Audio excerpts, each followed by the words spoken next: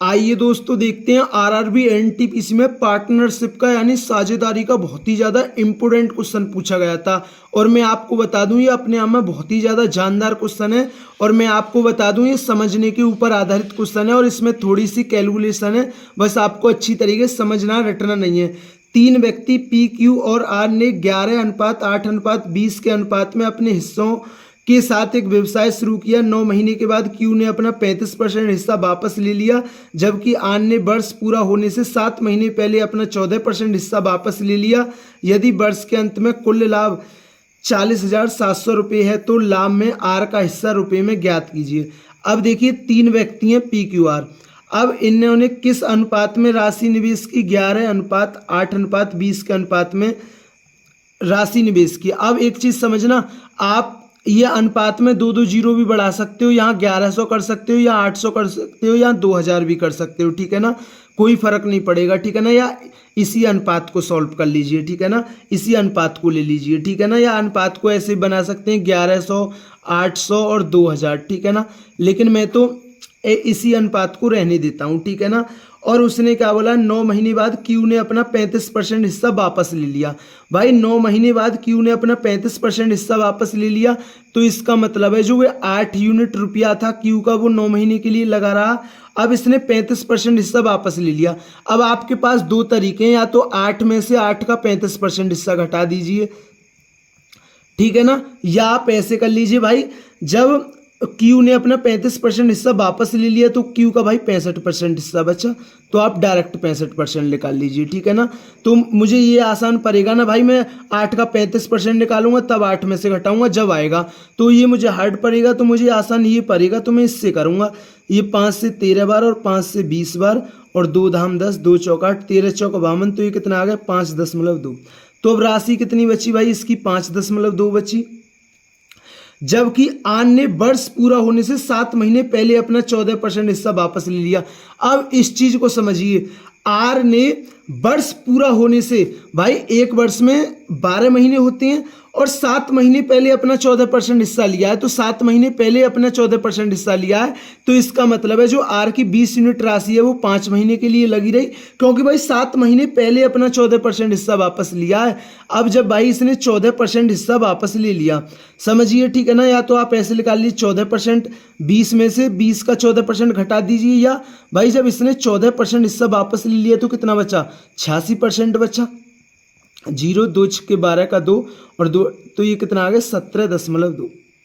समझे या नहीं समझे? अब आपके अच्छी तरीके से क्लियर हो गया होगा, ठीक है ना। अब समझिए, अब ये आर ने वर्ष पूरा होने से 7 महीने पहले अपना 14% हिस्सा वापस ले लिया। अब एक बात बताना, व्यापार कितने दिन के लिए चला है? 1 वर्ष के लिए चला है भाई, व्यापार चला है 1 वर्ष, मतलब 12 महीने के लिए चला है। तो भाई 8 यूनिट राशि तो इसने 9 महीने के लिए निवेश की, तो इसका मतलब 5.2 यूनिट राशि इसने 3 महीने के लिए निवेश की होगी, क्योंकि व्यापार 12 महीने के लिए चला है। अब इसने 5 महीने के लिए तो 20 यूनिट राशि निवेश की, और बाकी की ये 17.2 ये 7 महीने के लिए निवेश की होगी ना, की होगी, तो आप बोलोगे भैया बिल्कुल की होगी। और पी ने तो अपनी राशि में कोई भी ना निकाली ना लगाई, ठीक है ना, तो इसका मतलब है इसकी ये पी की 11 यूनिट राशि 12 महीने के लिए लगी रही होगी, तो आप बोलोगे हाँ भैया लगी रही होगी।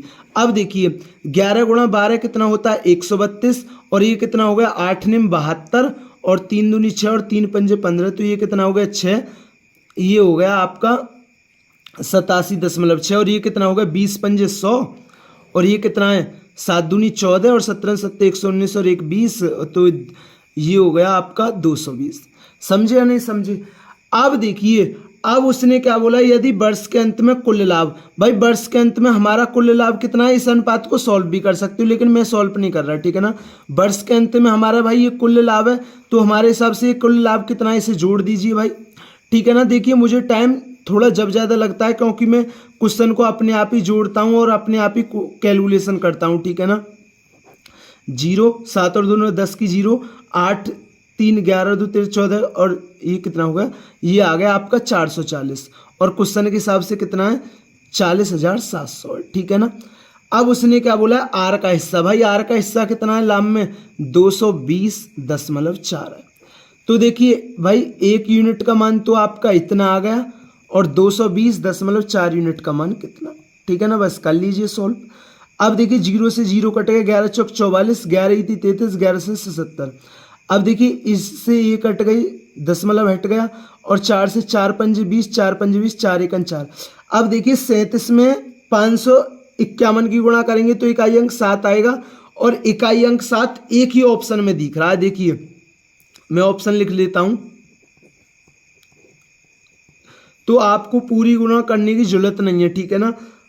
20,387, और चौथा ऑप्शन है आपका 20,606। तो देखिए इकाई, जब आप 37 की 551 में गुणा करोगे तो इकाई अंक 7 आएगा, इकाई अंक 7 इसी में दिख रहा है, तो यही हमारा आंसर होगा। कितना होगा? 20,387। तो दोस्तों ये आरआरबी एनटीपीसी में पूछा गया साझेदारी का बहुत ही ज्यादा अपने आप में इंपॉर्टेंट क्वेश्चन है, और ये आपके अच्छी तरीके से क्लियर हुआ होगा। अगर दोस्तों वीडियो पसंद आई हो तो वीडियो को जरूर लाइक किया करें, चैनल पर नए तो चैनल को जरूर सब्सक्राइब किया करें।